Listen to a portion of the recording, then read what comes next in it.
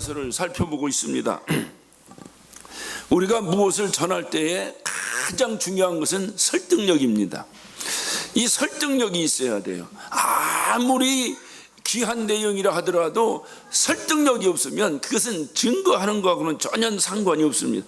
내가 알고 있는 지식은 그거는 자기가 알고 있으니까 상관이 없는데 누구에게 전할 때는 설득력이 있어야 된다 그 말이에요. 그래서 내가 전한 그것을 가지고 그가 변화가 되고 또는 전해서 그것으로 그가 이해를 하고 또는 그가 전해서 감동이 되고 이렇게 전해지는 거예요. 여러분, 복음이라는 게 뭐냐? 복음은 굿뉴스, 뉴스는 전해져야 되는 거예요. 좋은 소식입니다. 소식이라고 하는 건 전해줘야 소식이지 내가 소식을 전하지 않으면 그건 소식의 가치가 없는 거예요. 그러니까 우리가 신문이 있습니다. 신문이 있는데 이 신문이 전해져야지. 신문이 전해지지 않으면 신문은 신문인데 신문의 가치를 평할 수가 없다 그 말입니다. 누가 교회가 전도하지 않는 교회가 교회냐라고 했다고 해서 누가 교회에서 아마 문제가 생긴 모양입니다. 교회가 전도하지 않는다. 그게 교회냐? 맞는 거예요? 틀린 말이에요? 이거를 신학적으로 접근하면 틀린 말입니다. 그런데 여러분 본질적으로 여러분이 한번 접근해 보세요. 교회가 뭐 하는데요? 교회가 세워진 것은 사도행전에 보니까 내 증인이 되라고 그 목적에 따라서 성령이 임하고 성령이 임하심으로 교회가 세워진 거예요. 그러니까 교회에 설립된 목적은 예수의 증인 되기 위해서 증인의 일을 하기 위해서 교회가 세워진 거예요. 그렇다고 한다면 예수의 증인이라는 게 뭐냐? 그게 전해야 되는 거라. 전해. 그게 복음이라 이 말이. 그가 나를 위해 죽으셨다. 그가 자기 죄로 죽은 게 아니라 나를 위해 죽으셨다. 그런데 사람들은 자기 잘못으로 죽었다고 한다. 그것이 아니다. 그는 우리 때문에 죽으셨다. 그렇기 때문에 하나님이 죄 없으신 그를 다시 살려내신 것이 아니냐. 나는 이 일의 증인이다. 이런 것을 끊임없이 증거해야 돼요. 전해야 돼요. 전해야 되는데 이렇게 전할 때 사람들이 그걸 듣고 베드로가 전하니까 한 번에 3,000명씩 한 번에 5,000명씩 모여들었다. 모여드는 게 아니죠. 모여드는 건 얼마나 많이 모여들었는지는 모르지만은 어떻든 제자의 수가 늘어났다니까 최소한 그날 침례받은 자의 수가 3,000명에서 5,000명씩 늘어났다는 얘기가 되는 거예요. 침례받았다는 게 뭡니까? 내가 예수를 구주로 영접했습니다라는 신앙 고백으로 받는 거 아니겠어요? 그러니까 확실히 예수 믿는 자의 수가 늘어났다는 거죠. 그렇게 늘어난 이유가 뭐겠어요? 그게 성령의 역사예요. 그 성령의 역사에 의해서 그렇게 일어났어요. 그러면 성령이 어떻게 역사했느냐? 베드로의 입술을 통해 역사했어요. 그 베드로의 설교가 얼마나 설득력이 있었는지 그 설교를 듣고 3,000명씩 5,000명씩 무릎 꿇었다는 거예요. 그러니까 여러분 생각해요. 교회가 그런 역할을 하기 위해서 교회가 세워진 거예요. 교회가 세워진 거예요. 그러니까 전도하지 않으면 교회냐 하면 교회는 교회인데 교회에 구실을 못하는 거죠. 정확하게 얘기하면 교회는 교회인데 교회 구실을 못해. 사람은 사람인데 사람 구실을 못하는 거예요. 그런 사람들을 보고 우리가 뭐라고 합니까? 저게 사람이냐 이렇게 얘기합니다. 그래 사람이야 사람 아니야? 사람이에요. 근데 사람 구실을 못하니까 저게 사람이냐 이렇게 얘기하는 거와 마찬가지로 아마 그 목사님이 그런 의도로 말씀하신 것 같은데 그것을 신학적으로 막 비판하고 접근해 들어오면 이게 골치 아파지는 거예요. 그때부터는. 중요한 것은 교회의 사명은 뭐냐? 복음 증거입니다. 그 복음을 증거하는 게 전하는 거예요. 그러니까 이 전하는 데 있어서 가장 생명력이 뭐냐? 그게 설득력이라니까요. 설득력이 없으면 안 돼. 뭐라든지 설득. 여러분이 누구에게 무슨 말을 할 때요, 그를 내 편으로 만들기 위해서는 설득력이 있어야 된다. 설득력이. 그 설득력은 뭐냐? 설득력은 여러분이 가지고 있는 이론만 가지고 되지 않아요. 절대로 여러분이 가지고 있는 이론 가지고 되지 않아요. 뭐가 있어야 되냐? 확신이 들어가야 됩니다. 확신이 들어가야 그 말에 설득력이 있는 거예요. 그럼 그 확신은 어디서 생기느냐? 경험을 통해서 생기는 거예요. 예수님이 내 구주입니다. 여러분도 예수 믿고 하나님의 자녀가 되세요. 여러분이 이론으로 이걸 전했다고 해서 그것이 거기에 설득력이 있지 않다고 말이야. 정말로 경험했냐 이 말. 그분이 내 구주라고 하는 사실을 내가 경험을 통한 확실한 확신이 있냐 그 말이에요. 여러분, 예수님이 여러분의 구주가 맞습니까? 확실합니까? 네 스스로 확증하지 아니하면 너는 버리운 자라는 거예요. 그렇게 이렇게 확신이 있어야 누구에게 증거할 때에 이게 설득력이 있는 거예요. 이런 확신이 없으면 전합니다. 예를 들어, 야, 우리 예수 믿고 천국 가자. 너 천국 가봤어? 확신이 없어. 가봤어야지. 가보지도 않고 이거 확신이. 그러니까 아니 난 몰라. 그냥 교회 와. 우리 목사님 그랬어. 여러분, 그래가지고 그게 교회가 이 전도가 되겠습니까? 가봤지.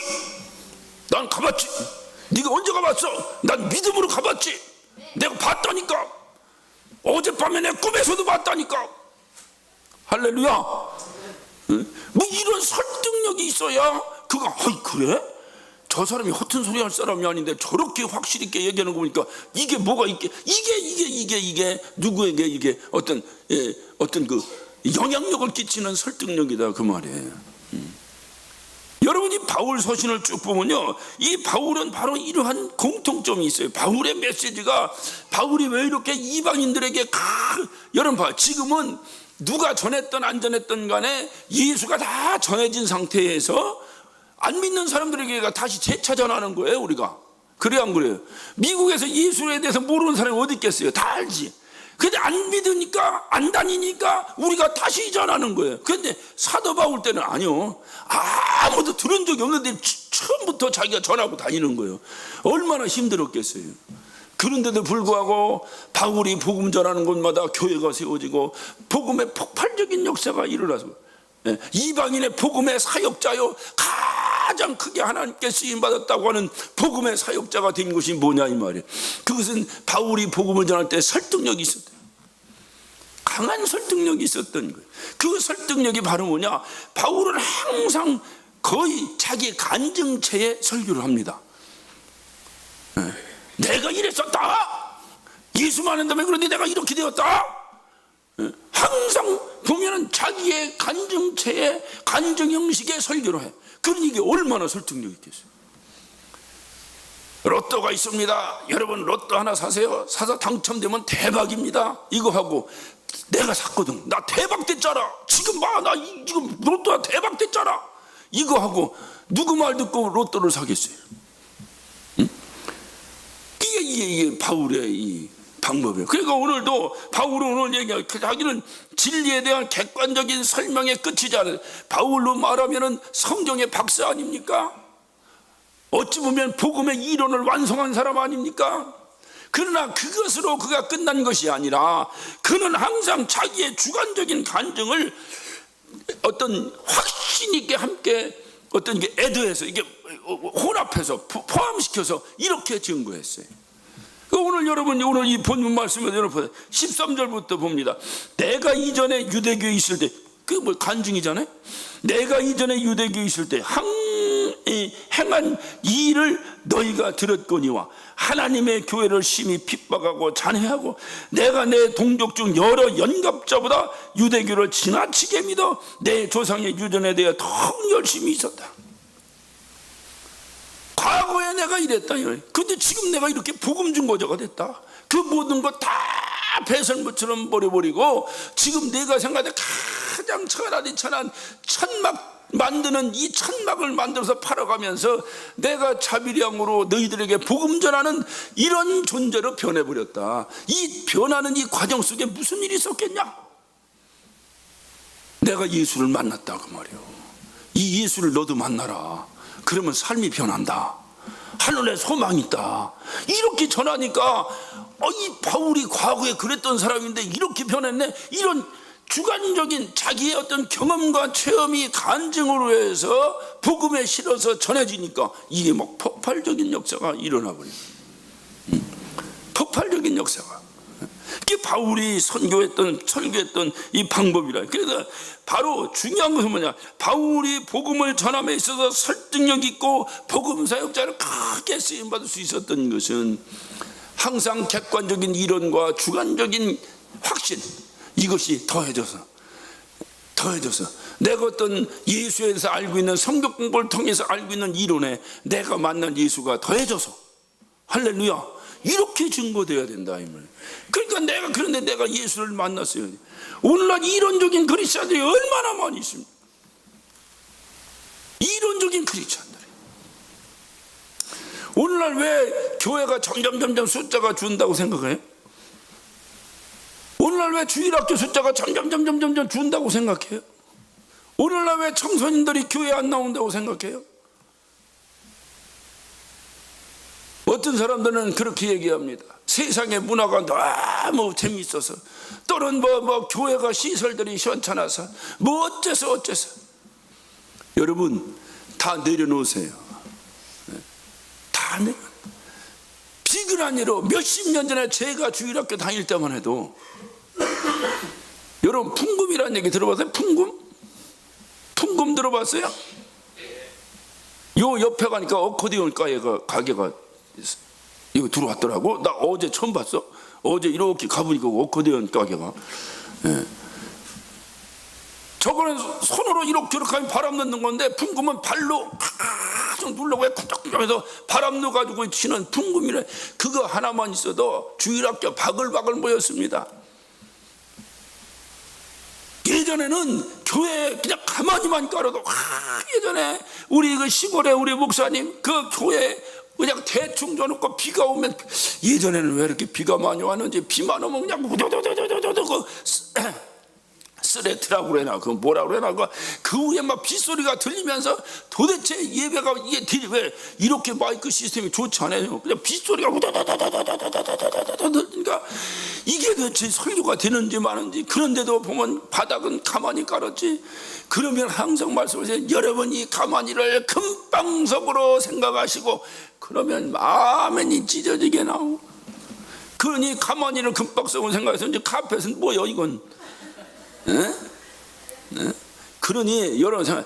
그래도 사람들이 막 구름대처럼 천막을 하나 치고 쿵짝쿵짝해도 구름대처럼. 이유가 뭐냐 이 말이야. 근데 지금은 얼마나 교회마다 시설이 좋아져요. 오늘날 한국에서 교회를 하나 세워서 개척하려고 해도 제가 할 때는 1,000만 원, 2,000만 원이면 그냥 어떻게 보증금 넣고 대충 가만히 깔고 이렇게 하고 개척을 했어요. 지금은 그렇게 할건 누가 오지도 않습니다. 그래서 개척하려면 보통 4억에서 5억, 그것도 이 약간 변두리 지역에서 4억에서 5억이 있어야 개척한다니. 개척교회 목사가 4억, 5억이 어디 있어서 개척하겠어요?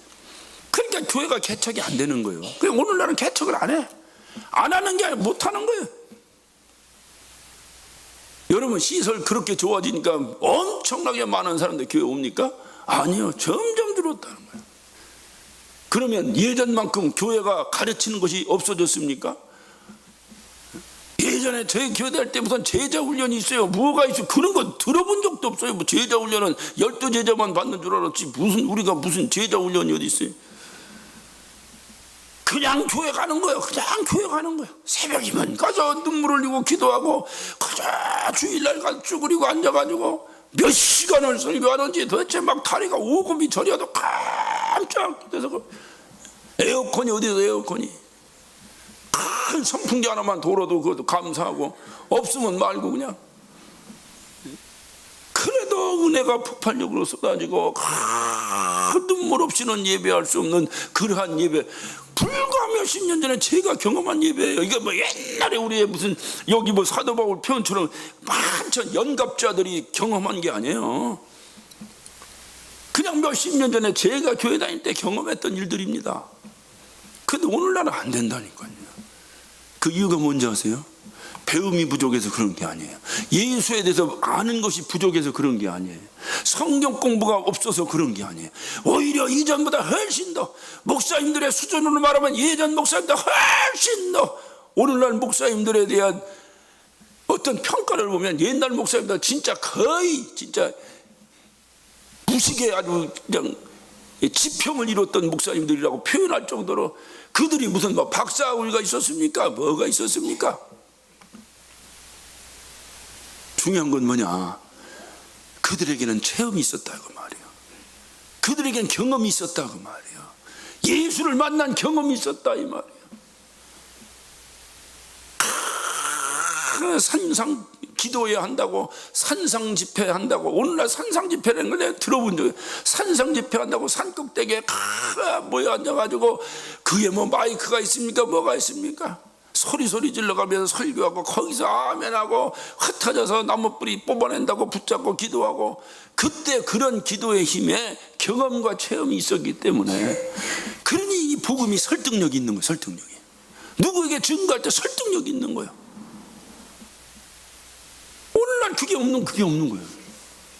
그러니까 이 주관적 경험이 더해져야 이 설득력이 있는데, 전부 다 객관적으로 누구한테 배운 것밖에 없는 거예요. 전부 다 누구한테 듣고 배우고, 어떤 유명한 목사님이 제자 훈련 잘한다더라. 그러니까 그 교회에 우르르 몰려가다 다 듣고. 그렇지만 그 교회가 제자가 제대로 돼 있습니까? 그러면 싸우겠어요, 그 교회가? 어느 특정 교회를 놓고 얘기하자는 얘기 아닙니다. 모든 교회가 그렇다고. 교회가 내가 배운 만큼 그것이 나에게 능력이 돼야 되는데, 능력이 되고 있냐 그 말이죠. 그건 뭐냐? 설득력이 없는 거예요. 멋으로, 전부 멋으로.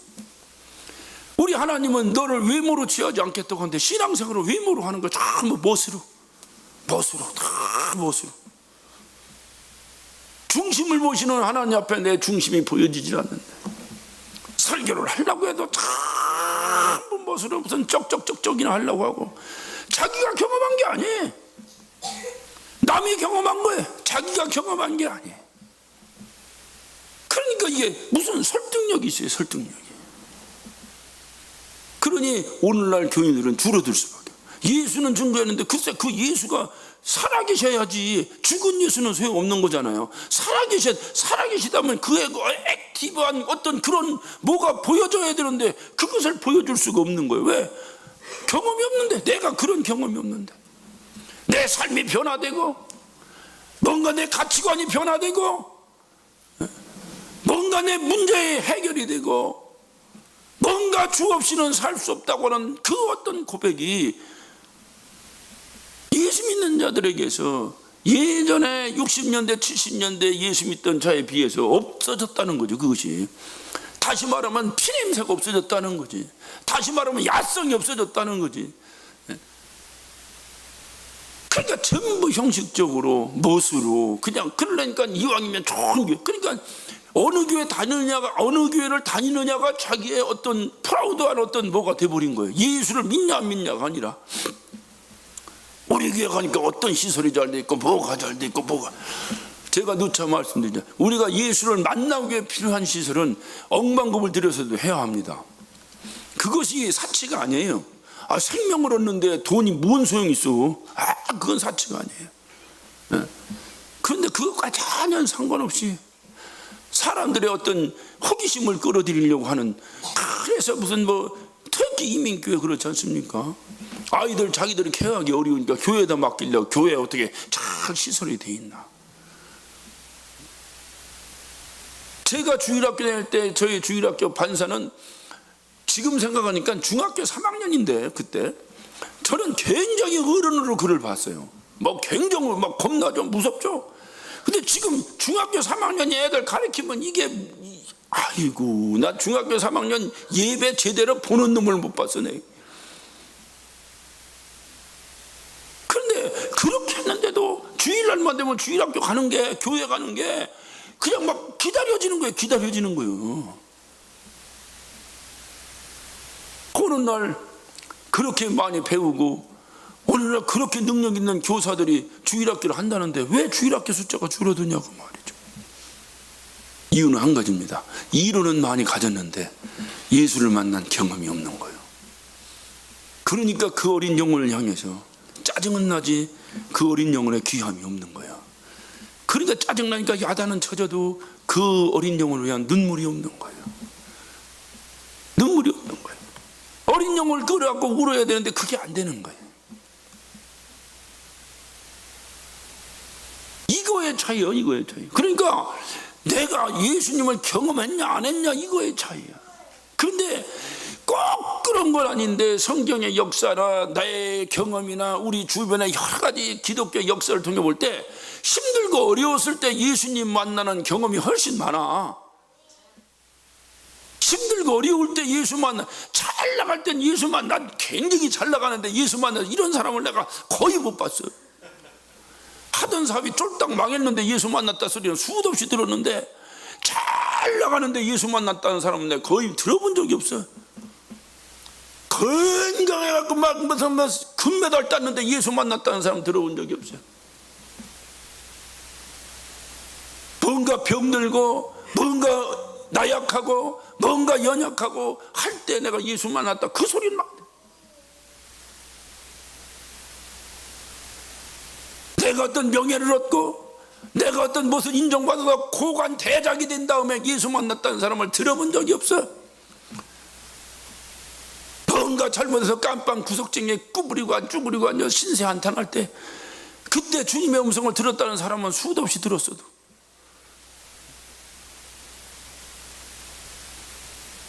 그것이 하나의 꼭 그렇게 예수 만난다는 법은 없지만, 우리 사람이 그런지라 그래야 겸손해지니까. 그래서 고난을 통해 겸손을 배웠다고 주님도 말씀하시니, 겸손해야 주님 만나는 거예요. 할렐루야. 오늘날은 겸손하지 않아. 왜?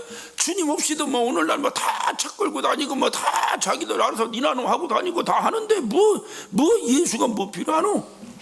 세상이 지금 더 재밌는데, 지금 당장 여기 있는 것도 누리기가 지금 버거운데, 죽은 다음에 저 천국이 뭔 소용 있노?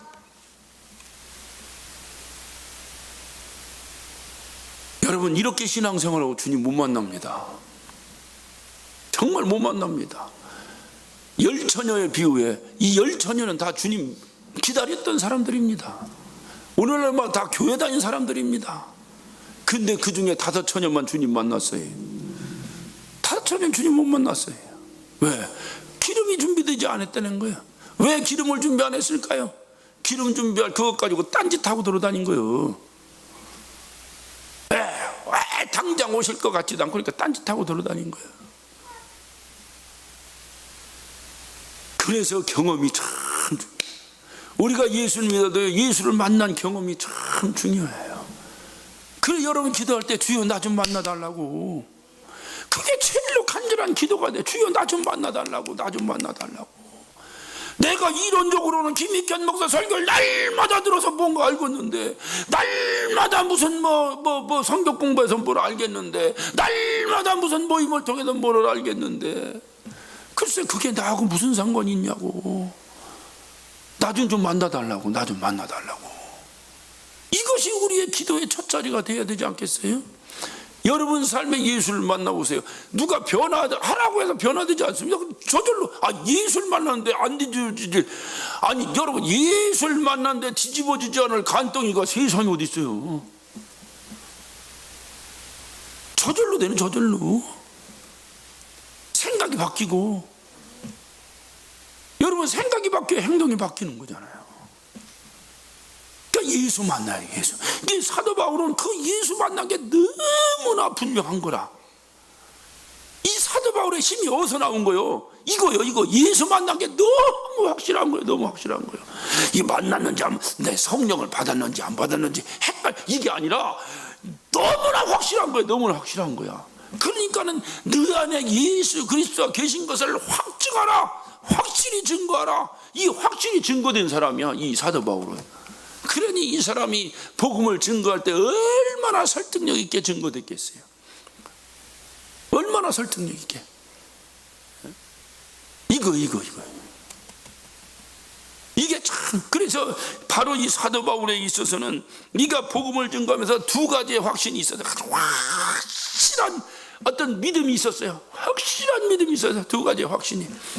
그 첫 번째 확신이 바로 뭐냐? 그것은 자기가 들은 복음은 사람에게서 들은 것이 아니고, 사람에게 받은 것이 아니고, 하나님께서 직접 계시해 주셨다는 확신입니다.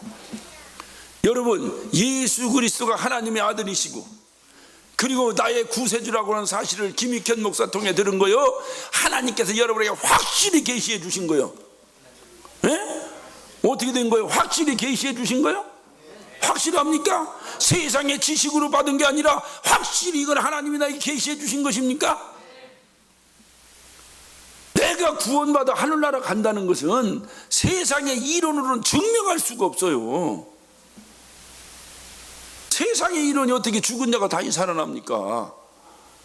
세상의 이론이 어떻게 동정녀가 일어났습니까? 이게 이론적으로 세상의 이론으로 증명이 안 되는 거예요. 그래서 사도 바울은 뭐냐? 그런데 이거는 분명하다 이 말이지.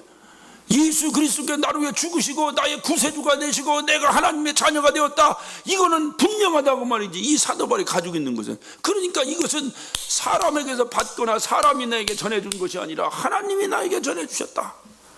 할렐루야. 그걸 계시라고 말하는 거예요. 계시. 여러분, 내 손에 뭐 들었어요? 이 안에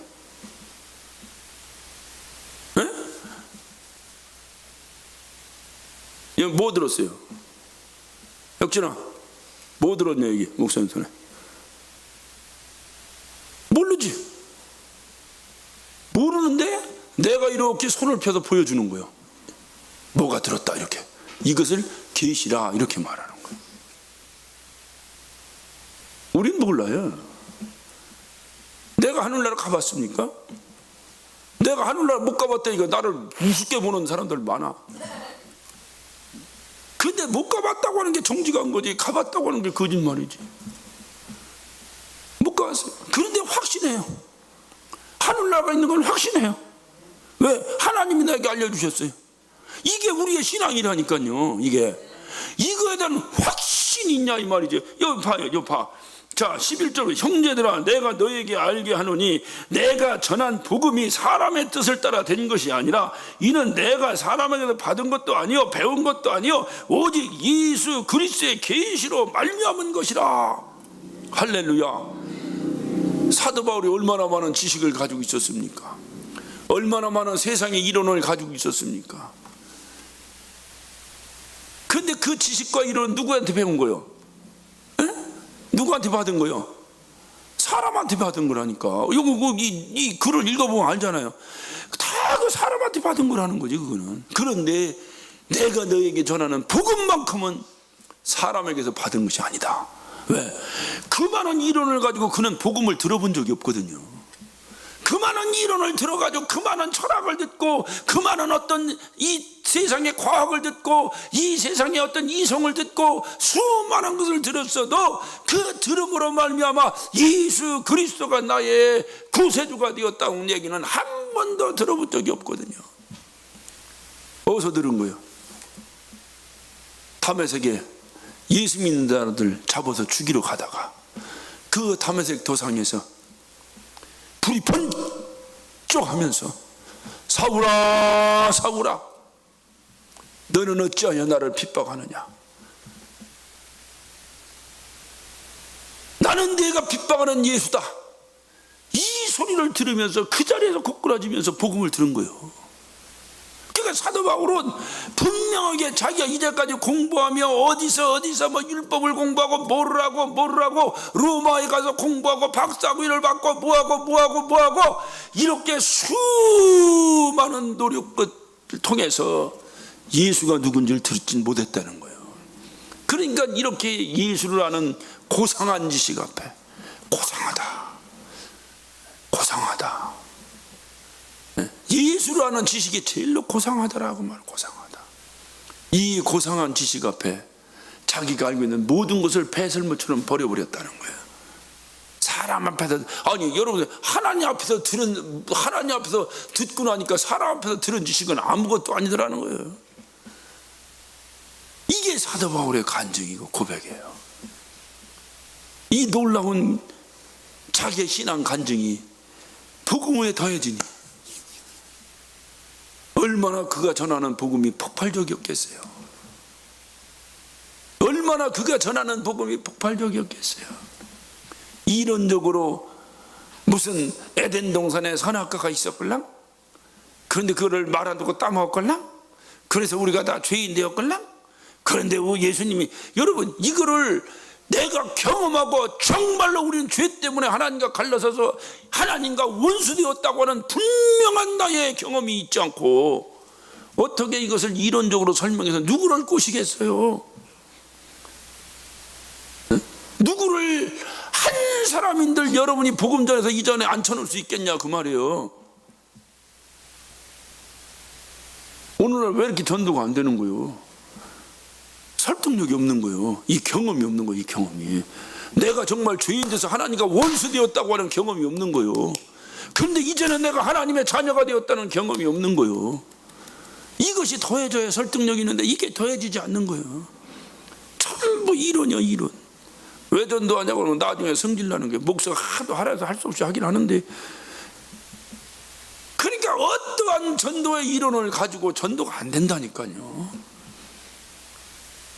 이런 경험이 있고 이런 경험이 있어서 막 전도에 막 하고 싶으면 불일 듯한 그런 열정이 있는 자에게 방법론이 제시될 때 그 방법론이 사용되는 것이지, 이런 열정이 없는 자에게 방법론이 백날 천날 제시돼서 그것이 무슨 그를 통해서 설득력이 있고 무슨 일이 되겠느냐 그 말이에요. 여러분, 오늘날 열정을 가져라. 열정을 가져라.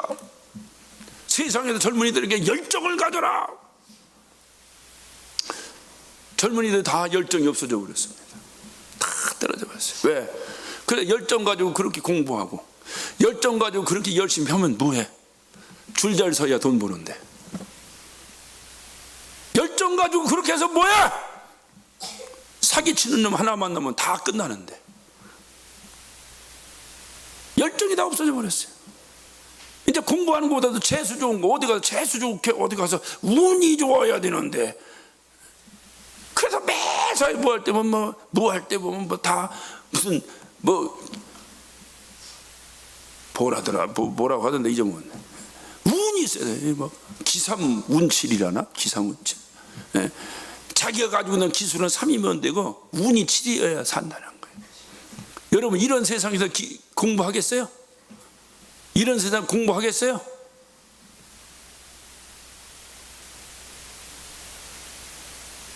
실력 있고 뭔가 성실하고 뭔가 바른 생활하는 사람이 잘 사는 세상이 돼야 사람들이 그렇게 하려고 할 거 아니야. 열정이 없었어요. 저는 세상을 비판하려고 하는 소리가 아닙니다. 이 말을 그대로 우리 영적인 세계로 옮겨보자는 거죠. 왜 영적인 세상이 잘 발전이 안 되나요? 왜 잘 되지 않나요? 왜 자꾸 조롱받고 찌그러드나요? 열정이 없어서 그래요. 열정이. 사역자들의 열정이 다 떨어져 버렸어요. 왜 열정이 떨어졌나요? 아버지 잘 만나면 큰 교회 다 하는데 뭐더러 박박 끼고 기도하나? 열정이 떨어져 버리는 거예요. 열정이 떨어져 버렸어요. 그러니까 맨 조상 탓이나 하고 가난한 아버지나 욕하고 원망하고 자기 인생 망쳐버리고 종쳐버리고 끝나버리는 거예요. 이래서 되겠냐고 말이에요. 그래서 땅에 있는 자를 아비라 하지 마. 그것부터 시작해. 그것부터. 그래서 주님이 말씀해, 땅에 있는 자를 아비라 하지 마라 했으니 아비라 하지 마. 그리고 우리 하나님 아버지가 어떤 분이요? 그것에 대한 분명한 경험과 체험이 있냐 그 말이에요. 그분이 나의 아버지라는 분명한 경험이 있냐 이 말이에요. 그러면 그 아버지가 그분이 내 아버지고 내가 그분의 자녀인데 복음의 열정이 없을 수 있겠습니까? 이 열정이 뭐야? 이 열정은 확신해서 나오는 거야. 내가 뭔가라도 확신해야, 아니 내가 이 사업하면 확실히 대박이야. 이건 대박이야. 나중에 사기 맞을 때 사기 맞더라도 지금은 막 이것만 하면 대박이야, 대박. 그러니까 막 처음에 개업하는 사람들이 얼마나 열정이 있습니까? 그게 열정이거든. 열정은 뭐냐? 막 확신이거든. 확신. 문제는 잘못된 확신 때문에 망하는 거지. 그런데 우리 주님이 주신 이 복음의 확신이 이게 잘못됐어요? 진리의 확신이 잘못됐습니까? 영원토록 변치 않는 이 진리의 확신을 가지고 이래야 내게서 막 열정이 나오고. 그게 사도 바울의 열정을 어디서 나왔냐? 이 확신에서 나온 거예요. 내가 가진 복음, 내가 받은 복음, 내가 들은 복음은 사람에게서 배운 것이 아니라 하나님으로부터 직접 계시받았다. 할렐루야. 이러니 얼마나 이거 열정이 있겠어요. 한번 생각, 얼마나 열정이 있겠어요. 저와 여러분이 가지고 있는 복음이 하나님이 계시하신 것입니까? 분명합니까? 그 분명하다는 증거를 무엇으로 보여줄 거예요? 왜? 너희 스스로 증거하라고 했으니까 증거를 해야 될까? 증거는 보여주는 거요. 보여주는 게 증거지. 나 혼자 꼭 이거는 비밀이요, 비밀. 여기 예수님 계시다 꼭 이건 비밀이요. 계시다는 걸 증거하라는 거, 증거. 확실히 증거하라는 거예요. 그 확실히 증거는 그것이 열정 아니에요, 열정. 응? 이 열정, 이거에 설득력이 있는 거죠. 저 젊은이 참 열정이 있다. 저 젊은이 참 열심히 한다. 뭐를 해도 열심이다. 그래야 그 사람을 따르지. 해봤자 히리리 누가 그 사람을 따라? 그 사람 속에 실력이 암만 있다고 한들 누가 그걸 믿고 누가 따르겠냐 그 말이에요. 사도 바울에게 있어서 이 엄청난 열정이 있었어요. 그 다메섹 도상에서 예수 그리스도를 만나고 그래서 예수로부터 직접 들은 그 열정, 그 복음, 그 복음에 대한 확신, 이것은 내가 사람으로도 받은 것이 아니오, 내가 공부해서 얻은 것도 아니오, 내가 오직 예수 그리스도로부터 받은 계시다. 이게 열정이, 열정이에요. 저는 오늘 시간 여러분에게 묻습니다. 여러분의 다메섹이 어디입니까? 여러분이 과연 정말로 이 예수를 만난 거기가 어디입니까? 분명히 있긴 있는 겁니까? 그렇다면 이 사도 바울의 열정이 우리의 열정이 돼야 되지 않겠냐 그 말이에요. 이게 이 열정이 있어요. 이 열정이 내가 정말로 예수, 내가 누구와 너와 남이 거 누구 뭐 간증, 제가 그래서 간증 집회를 좋아하지 않는 이유가 아주 좋아하지 않는다는 얘기 아니에요. 필요하면 해야지. 그러나 내 개인적으로 좋아하지 않는 이유가 간증 자체를 싫어하는 것이 아니라 듣는 사람들 태도 때문에 제가 싫어해. 그가 이 만난 예수를 간증으로 전합니다. 전하면 다 듣고 부러워해. 아이고 저 사람 어떻게도 저렇게 만났다냐. 그건 왜 내가 도전되려고 간증 듣는 거 아니에요. 그러니까 지금 예수 그리스도가 나의 구세주라는 것이 다른 사람의 간증을 들은 겁니까? 아니면 여러분 실질적인 고백입니까? 여러분이 지금 알고 있는 예수가 누구로부터 배워서 들은 예수입니까? 아니면 정말로 직접 만난 예수입니까?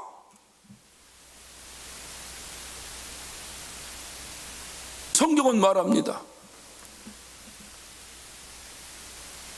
믿음이라고 하는 것은 복음을 들음으로 믿음이 생긴다는 거예요. 그래 로마 10장 17절에 믿음은 들음에서 난다. 그래서 들음에서 난다는 거예요. 그러니까 들었어요. 듣고 알고 있냐 이거 말이에요, 여러분이. 그러면 그건 생명력이 없다니까요. 듣고 아는 것은 글쎄 그건 사람으로. 여러분 예수가 나의 구세주입니다. 듣고 알았어요. 그것은 오늘 사도 바울이 말한 것처럼 너는 사람한테 들은 거라는 거지. 그건 아무 소용이 없다는 거지. 들었어요. 듣고 그것이 나에게 믿음으로 변해버린 거예요. 이 안에서 믿어서. 믿음이 뭐냐? 확실히 아는 거지. 그 수천 년 전에 에덴 동산에서 있었던 그 엄청난 사역이 바로 내 안에서 이루어지고 있는 거예요. 내 안에서 하늘에 계신 그 아버지가 지금 내 안에서 역사하고 있는 거지. 이건 뭐냐? 믿음으로 이루어지는 거예요. 이론적으로 가르쳐서 알고 있는 것, 글쎄 그러니까 설득력이 없다니까요. 그러니까 거기에 확신이 없는 거예요. 듣고 그것이 내게 믿음으로 이 안에 다가왔냐 이 말이야. 그래서 믿음으로 확신을 갖는 거예요. 믿음. 오늘날 그래도 우리가 믿음이 왜 중요하냐? 믿음이 뭐냐? 확신 아니야. 확신. 나 목사님 믿어요. 그 뭐야? 나에 대한 확신 아니요. 그러니까 오늘날 우리가 가지고 있는 모든 복음이 믿음의 확신이냐 그 말이죠. 그게 아니고 그냥 이론적으로 들어서 다 들은 거예요. 다 가르치니까 그런가 보다 하고 이것 가지고는 설득력이 없다는 거죠.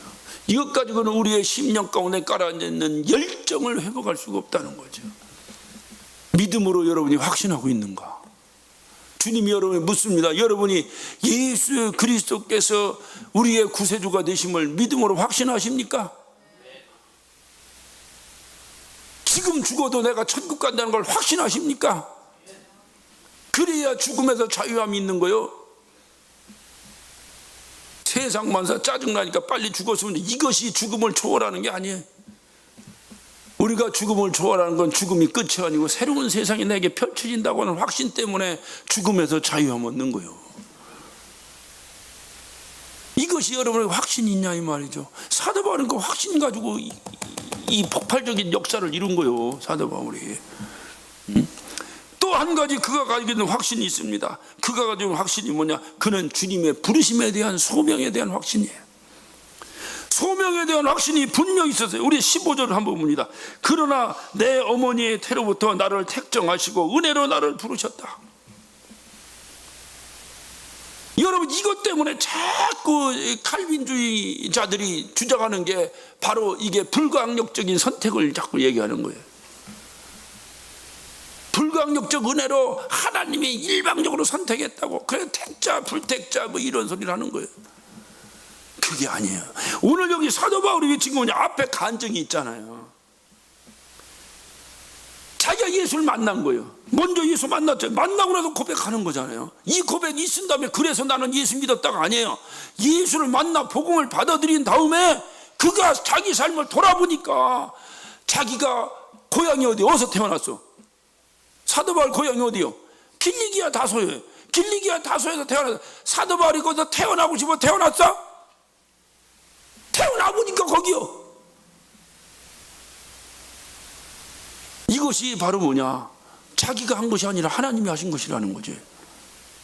근데 이해가 되십니까? 그러면 길리기아 다소는 어떤 지역이냐? 여기는 그 당시에 히브리 문화와 헬라 문화가 접촉되었던 접촉점입니다. 국제적인 도시예요. 그러니까 어려서부터 자라면서 자연스럽게 헬라어와 히브리어에 능통하게 자란 사람이에요. 그래서 자기가 헬라어와 히브리어에 능통했다는 거예요. 그리고 자기가 율법의 명문가에서 교육을 받으면서 연갑자보다도 더 자기 표현대로 지나치게 유대교를 믿을 정도로 율법주의자였다는 거예요. 자기가 율법주의자를 통해서, 지나친 율법을 통해서 뭐를 배울 수 있을까요? 내가 죄인이라는 걸 깨닫는 거예요. 그리고 그는 예수 믿는 자를 죽이러 쫓아다녔어요. 얼마나 많은 자가 사도 바울의 손에 죽어갔겠습니까? 그런데 죽어가면서 그들이 예수님이 나의 구세주가 아니다라고 배신하고 죽었을까요? 목숨을 내놓으면서까지 예수 그리스도는 나의 구세주입니다, 예수 그리스도는 하나님의 아들입니다, 죽인다고 해도 그 고백을 하면서 죽었을 거 아니에요. 그러니까 죽였지. 그것을 수십 번 수백 번을 경험하면서 사도 바울이 예수를 만난 이후에 그 경험이 뭐로 바뀌었습니까? 아, 복음에는 목숨을 거는 거구나. 복음에는 목숨을 거는 거구나. 그게 뭐요? 그게 열정 아니요? 목숨 거는 것만큼 열정이 어디 있어? 그러니까 그렇게 다 경험하고 나서 돌아보니까, 그러고 나서 예수 만난 거잖아요. 만나고 돌아보니까 자기가 길리기아 다소에 태어나고 싶어 태어난 것도 아니고, 헬라어를 배우려고 열심히 공부해서 배운 것도 아니고, 자기가 가말리엘 문화생으로 가서 율법에 지나치게 율법을 믿을 정도로 하려고 해서 한 것도 아니고, 자기가 예수 믿는 사람 죽이려고 한 거, 그 장성에서 자기 인격적으로 율법에 매이다 보니까 한 거니까 자기가 했다고도 할 수 있지만은, 어떻든 다른 사람 다 가만히 있는데 왜 지가 죽이러 다녀? 죽이러 다니면서 그 수많은 순교자들을 눈에서 목도했어. 예수님 하고 죽어가는 수많은 사람들을 봤어. 그렇게 보게 하신 이는 하나님이시다. 왜 하나님이 그렇게 보게 하셨느냐? 아, 나를 이방인의 사도로 부르시려고 하셨다. 그거예요, 그거. 그래서 사도 바울은 어머니 태로부터 나를 택정했다. 어머니가 길리기아 다소에 살았으니까 거기서 난 거 아니요. 어머니가 길리기아 다소에 살 때 이 사도 바울을 임신한 거요. 그러니까 어머니 태중에서부터 나를 택정했다. 왜? 내가 길리기아 다소에 태어난 자체가 알고 보니까 하나님이 나를 부르시기 위해서, 왜? 거기서 헬라어 배우라고, 거기서 히브리어 배우라고, 거기서 국제적인 감각을 익히라고. 아, 그래서 나를 거기 태어나게 했구나. 어디 이해가 되십니까? 그래서 우리가 예수를 다 만난 사람은 나의 생각이 바뀌는 거야. 아, 내가 왜 오늘날 여기에 앉아 있는가? 오늘날 왜 내가 미국에 와 살고 있는가? 여러분, 사도 바울의 입장으로 한번 생각해 보세요. 왜 여기 와 살고 있는 거예요? 미국도 얼마나 미국이 많은 넓은 땅인데, 얼마나 넓은 땅인데. 내가 한국에서 집회하고 그러니까 어떤 이 할머니가 와가지고 나보고 그래요. 아이고 목사님 미국서 오셨다며요? 그래요. 아이고 우리 아들도 미국 사는데 가서 안부 좀 전해달라고. 어디 사니까 뉴욕 산대. 에라이. 여러분 뉴욕은 한국 가기보다 더 힘들어. 그래 안 그래요? 얼마나 넓은 땅인데 이 넓은 땅에서 여러분 캘리포니아에 살아. 여러분 캘리포니아도 여러분 샌프란시스코 가보셨어요? 샌프란시스코하고 남가족은 전혀 분위기도 다르고 전혀 달라. 그래도 남가주에 사니까 여러분 한국 문화, 남가주에 살면서 무슨 뭐야 그 뭐라고 그래, 고향 그리워하는 걸 뭐라고 그래. 아 이런 단어를 자꾸 잊어먹어요. 뭐라고 그래? 예? 향수. 예. 여러분 남가주에 살면서 향수병 걸리는 사람은 서울에 살면서도 향수병 걸려. 그 사람은 어쩔 수 없는 사람이에요. 그 사람은. 예? 그래 여러분 봐요. 이 남가주에 살게 하시고 여기서 뭐요? 여기서 한국과 영어 문화권을 함께 설립하게 하시고 여러분이 여기 오고 싶어서 왔어. 예? 그러니까 1세대들은 맨날 하는 소리가 그거요. 그렇지만 여러분 자녀들 여러분이 결정해서 미국 왔어. 아버지 엄마가 오니까 왔고, 예? 혁진이가 여기서 태어나고 태어났어. 엄마 아버지가 여기서 만나고 결혼해서 여기서 낳았으니까 여기 태어났지. 그러니까 제가 나중에 커서 훌륭한 복음 증거자가 되면 뭐라고 고백하겠어? 하나님이 나를 어머니 태중에서부터 택정했다. 지가 결정한 게 아니잖아요.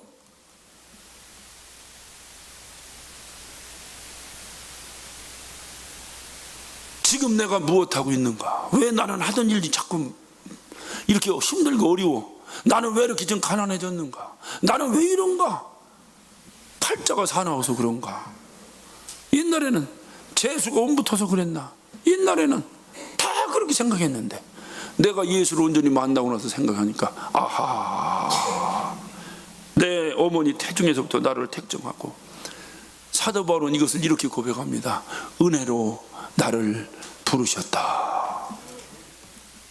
여러분 남가주에 태어나서 또는 남가주에도 공부하고 여러분 한국말과 영어에 능통하여 여러분 이렇게 된 것은 여러분 왜 그렇게 된 겁니까? 사도 바울의 고백처럼 여러분이 예수를 정말로 만난 분명한 간증이 있다면 여러분 이렇게 고백해야 됩니다. 은혜로 하나님께서 나를 부르셨다. 할렐루야. 할렐루야.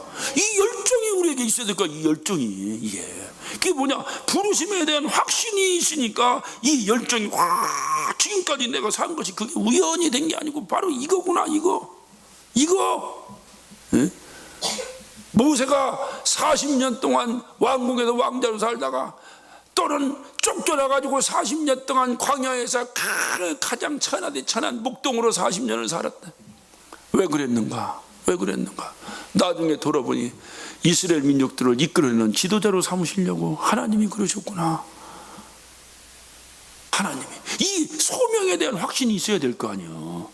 하나님이 여러분을 구원시키고 하나님이 여러분을 부르시고 오늘날 함께 신앙생활하게 하고 함께 남가주에 살게 하신 이유가 뭐냐 이 말이에요. 아 하나님이 나를 부르셨구나 라는 소명에 대한 확신이 있어야 이래야 막 열정이. 저는 지금 목사 되라고 하는 얘기 아닙니다. 성경은 말합니다. 모든 사람이 하나님의 제사장이라는 거예요. 단지 제가 설교하라는 직분을 받아. 이게 직분이기 때문에 제가 다녀 설교하는 거지. 하나님은 다 똑같은 거예요. 예수 그리스도로 말미암아 구원받는 거예요. 모두가 다 내가 어디서 무엇을 하든지 나를 왜 이 직업을 갖게 하셨나? 나로 복음 증거하라고 이 직업을 갖게 하셨구나. 할렐루야. 뭐 이런 열정이 있어야지. 이런 열정이. 그래야 복음 증거자가 될 수 있다고 말이에요. 그래 오늘 말씀의 제목이 복음을 전하기 위한 확신이에요. 왜 전도를 못합니까? 이 확신이 없기 때문에 그래요. 예수 그리스도가 나의 구세주라고는 사실이 하나님이 나에게 알려주신 주는 그리스도시요 살아계신 하나님의 아들이십니다. 대뜸 예수께서 말씀하셨어요. 바요나 시모나 내가 복이 있도다. 이를 내게 알게 아니한 혈육이 아니요 하늘에 계신 아버지다. 여러분이 예수가 내 구주다. 아하 복이 있도다. 이것을 너희가 믿고 확신하게 한 것은 네가 누가 혈육으로 네 남편이 네 친구가 네 아들이 가르쳐준 것이 아니라 하늘에 계신 하나님이 너에게 계시하신 것이다. 할렐루야. 이 확신이 나로 하여금 막 열정. 그래서 그 확신이 결국 나를 소명으로 바꿔. 이 소명에 대한 확신. 태중에서부터 나를. 그 이후에 사도 바울의 행위가 이해가 안 되는 부분이 있습니다. 16절에 그 아들을 이방에 전하기 위하여 그를 내 속에서 나타내시기를 기뻐하시. 다시 말하면 이방의 증거자로 나를 세우시기로 결정하신 이후에 그 말입니다. 내가 곧 혈육과 의논하지 아니하고 하나님이 나를 부르신 거예요. 이제 너 다 때려치고 이방의 선교사로 나가라. 이것을 아버지 엄마하고 상의하지 않았다는 거예요. 형제들하고 상의하지 않았다는 거예요. 왜? 주님이 부르시면 결국 죽음을 전제로 하는 거예요. 안 죽으면 할렐루야고 죽어도 할렐루야고 그 모든 걸 주님께 맡기고 가는 거죠. 주님이 부르시면. 그래서 안수 받는 거예요. 안수 이후 성경은 안수 이후에 뭡니까? 안수 이후에 죽는 거잖아. 근데 안수 받고 살라고 파닥파닥 이거 안 돼. 그게 목사나 안수 집사들 이거 정신 차려. 안수 받으면 죽는 거예요. 안 죽이는 건 뭐예요? 죽을 때까지 주의 일 하라고 안 죽이는 거예요. 근데 안수 집사들이 안수 받고 나서 죽었던 안수 집사가 살아나 버리네. 이게 안수가 뭔지 모르는 거예요. 안수는 죽는 거예요. 그런데 봐요. 사도 바울이 하나님께 부름받아 복음 증거자로 데려나가는데 어머니 이제 제가 하나님 부름받아 이제 죽으러 갑니다. 제 떠납니다. 하면 그 어머니가 할렐루야 할렐루야 하나님이 죽이시걸랑 꽥 죽거라. 이렇게 보낼 엄마가 세상에 어디 있습니까? 가족들이 어디 있습니까? 다 붙잡고 말리지. 그러니까 방해받으니까 안 하는 거예요. 안 하고 다 봐요. 다 필요 없고 마지막 절 또 나보다 먼저 사도된 자를 만나려고 예루살렘에 가지도 않았다. 그리고 어떻게 혼자 3년 동안 아라비아 사막에 갔어요. 오늘날로 얘기하면 요르단에 가면 페트라라고 하는 아주 유명한 그 어떤 관광지 그 지역을 말하는데 거기서 3년 동안 혼자 지냈어요. 예수님 만난 다음에 복음을 들은 다음에 왜? 하나님과의 깊은 묵상이 필요했던 거예요. 주님과의. 그래서 주님과의 관계에서 결정을 해버리는 거예요. 내가 순종하겠습니다 안 하겠습니다를 주님과 나와의 관계에서 결정해야지 누구와 상의하는 게 아니야. 그렇게 결정한 다음에 그는 그 이후로 자기 고향으로 떠납니다. 다음 시간에 기도합시다.